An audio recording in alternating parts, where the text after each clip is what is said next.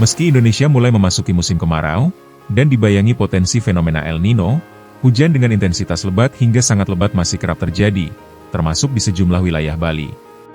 Prakirawan Cuaca BBMKG Wilayah 3 Denpasar, Kadek Setiya mengungkapkan, hujan tidak hanya dipengaruhi satu faktor seperti El Nino, tetapi merupakan hasil interaksi kompleks berbagai dinamika atmosfer.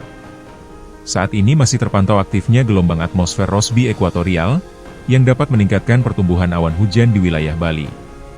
Selain itu, Bali disebut belum sepenuhnya memasuki musim kemarau.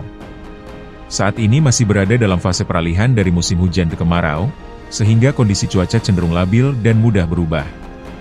Dengan kondisi ini, masyarakat diimbau tetap waspada terhadap potensi cuaca ekstrim yang bisa terjadi secara tiba-tiba, terutama pada masa peralihan musim seperti sekarang.